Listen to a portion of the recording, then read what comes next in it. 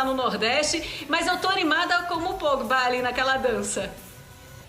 Eu vi as suas férias animadas e eu vi também o Pogba bem animado. Ótima noite a você, Marcela. Seja bem-vinda de volta ao seu Sport Center. Sentimos sua falta e vamos falar de muita coisa importante com o fã de esporte nessa terça-feira. Boa, obrigada. Um beijo, fãs de esportes. Obrigada também pelo carinho que eu recebo nas redes sociais. Vamos embora começar os nossos Sport Center e a gente começa falando de Flamengo que tá com tudo. E aí fica aquela pergunta quando a gente vê um time que vence absolutamente tudo e vence de goleada. Será que o Flamengo do Renato Gaúcho mete medo nos adversários?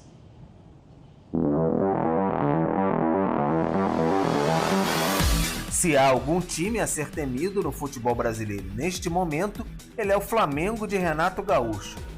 Também pudera, o cardápio de 6 vitórias em 6 jogos e 24 gols marcados assusta qualquer adversário. Mas há espaço para melhorar, ajustar. Renato viu a brecha e vai aproveitar a semana. Time e até técnico reservas contra o ABC em Natal, pela Copa do Brasil. Então eu vou poupar alguns jogadores que estão bastante desgastados.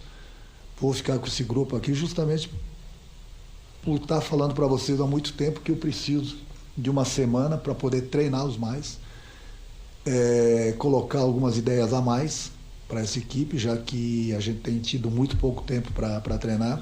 Então vou aproveitar bem essa semana para ficar com o grupo aqui, treiná-los, já pensando nos próximos jogos, no caso no domingo contra o Internacional e depois do da Libertadores. O objetivo é trabalhar com o elenco principal pela primeira vez com calma, ter a famosa semana cheia. Por enquanto, os acertos foram mais no papo do que na prática, e deu muito certo. Mas Renato sabe que mesmo os grandes times não permanecem sempre imbatíveis. É lógico que não tem um clube que vai viver somente de vitórias. A gente trabalha para isso. A gente sabe que daqui a pouco o Flamengo vai tropeçar, é uma coisa normal. Nem o melhor time do mundo vence todas as partidas. Mas por enquanto estou bastante satisfeito, até porque o dia a dia nosso tem sido de bastante trabalho, de bastante alegria. E essa alegria e esse trabalho o grupo está levando para dentro do campo. É um Renato mais sereno, um tom de voz até mais baixo, consciente do desafio. O início é espetacular, mas quanto maior o sucesso, maior também o holofote em cima do Flamengo. Tempo é precioso no calendário brasileiro. Com o sucesso, o Flamengo conseguiu uma semana para seguir temido pelos rivais nos campos brasileiros.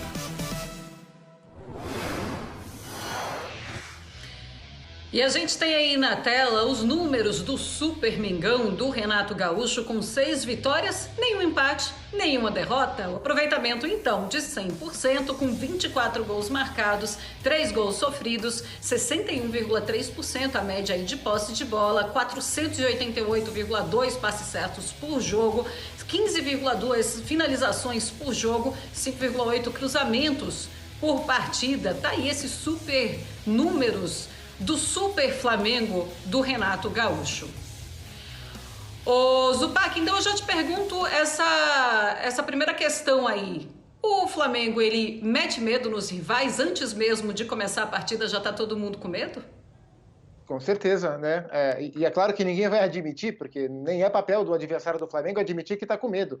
Mas se tem um time hoje, pela maneira que esse time está jogando, que os adversários não gostariam de enfrentar, ou que tem uma preocupação maior quando vão enfrentar, é claro que é o Flamengo, né? Porque ninguém discute, e ninguém discutiu nos últimos 3 anos, que no papel o Flamengo é o melhor time do Brasil. Isso nem abre-se para discussão. A questão é que entre o meio de 2020 e o que a gente está vivendo agora, o Flamengo não conseguiu se afirmar o tempo inteiro na prática como o melhor time do Brasil. Viveu momentos que sim, viveu outros momentos que não. Nunca esteve tão distante, mas nem em todos os momentos o Flamengo foi absoluto como o melhor time do Brasil na prática.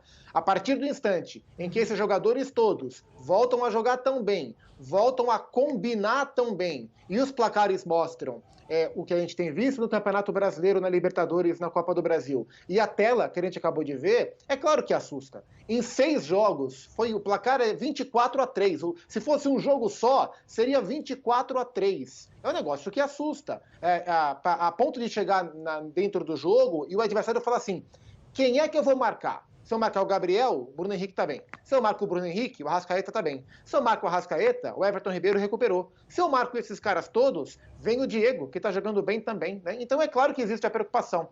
Eu achei bem curiosa a observação do Pedro Henrique Torre na matéria dele, quando ele fala sobre o tom de voz do Renato. O Renato está mesmo, nesse comecinho, pouco mais low profile. Eu acho que porque ele sabe que talvez essa fase absoluta, assim, esmagadora, seja uma fase, e ele não vai querer cantar de galo no começo, porque ele vai ser cobrado depois. Então ele tá quietinho, deixando rolar, e tá 24-3. Quando vence também, né? Dá para falar mais baixinho também. Olha essa sequência para a gente fazer uma análise, Gustavo Zupac, essa sequência do Flamengo. E aí a gente pode fazer uma análise. Será que o Flamengo pode perder pontos ou pode ser eliminado de alguma competição? Vamos ver. Quinta-feira tem um ABC, o Renato Gaúcho nem vai mais para esse jogo, né? Nem aparece por lá, porque o Flamengo já venceu a primeira partida por 6-0. Aí tem esse jogo fora da Copa do Brasil, depois tem o Internacional no próximo domingo, Campeonato Brasileiro. Aí tem o Olímpia fora, pela Libertadores, tem o Sport em casa pelo Campeonato Brasileiro, tem o jogo da volta do Olímpia, Libertadores aí jogando... Aliás, o primeiro jogo do Olímpia é fora e esse primeiro, isso, em casa. Depois tem o Ceará fora de casa pelo Campeonato Brasileiro, quartas de final, se passar, vai passar. Copa do Brasil no dia 25 e aí no dia 29, finalzinho de agosto, tem o Santos fora de casa pelo Campeonato Brasileiro. Me diz aí, você consegue olhar para algum desses times e pensar, não, esse jogo aqui vai ser muito difícil para o Flamengo? Claro que existem jogos que são mais complicados, que a gente viu nessa tela. O jogo contra o Inter, por exemplo, pelo Campeonato Brasileiro, embora o Inter não viva o seu bom momento, e está bem longe disso, mas é um time que tem qualidade para jogar. Outros 2 jogos que tendem a ser um pouco mais complicados é o Ceará fora de casa, e aí eu não estou querendo dizer que o Ceará hoje tem time para ganhar do Flamengo, porque é melhor e nada, mas é um time muito bem treinado pelo Guto, que conseguiu uma virada muito importante contra outro dos bons times do campeonato, que é o Fortaleza. Então não é fácil enfrentar o Ceará fora de casa, como não é fácil enfrentar o Santos na Vila Belmiro, o Santos que vem de um jeito talvez não tão afirmativo, mas que vem também se encontrando nas suas limitações com o Fernando Diniz. Então, contra o ABC, o Flamengo já passou.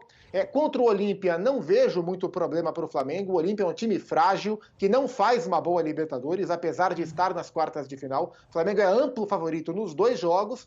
Os jogos mais difíceis são os do Campeonato Brasileiro. E esse jogo contra o Ceará, no Castelão, para mim é o mais chato deles. Ô Zupac, aí quando a gente olha para o Renato Gaúcho que nem vai viajar, né, para essa partida contra o ABC, e aí ele falou, não, tem uma semana, e é uma semana muito preciosa para ele conseguir trabalhar com esse time. O que é que ele consegue mudar ainda nesse time e o que é que você viu de maior diferença para começar a apresentar esse futebol? Bom, o que eu vi de maior diferença é a movimentação dos jogadores no último terço, né, no setor terminal das jogadas, e aquela volta de uma intensidade do Flamengo com e sem a bola, que era determinante para que esse time fosse o que ele foi em 2019. E essa é a comparação, porque o Flamengo está jogando algo que remete ao período em que o Flamengo foi irresistível no futebol brasileiro. E durante a estadia do Rogério como técnico do Flamengo, e eu não acho justo que se pegue o último recorte para dizer, nossa, como melhorou, porque o último recorte do Rogério não tinha Arrascaeta, não tinha Gabigol, não tinha Everton Ribeiro, não tinha o Maurício Isla, jogadores todos eles convocados para suas seleções para a Copa América, mas no recorte completo, o Flamengo não conseguiu ser esse time de maneira permanente. O Flamengo oscilou bastante. Talvez porque o Rogério pensava algo diferente, talvez porque o Rogério não conseguiu fazer tudo aquilo que ele pensava. Mas o que eu vejo de maior diferença é justamente essa intensidade nas movimentações ofensivas, o que torna o Flamengo com a bola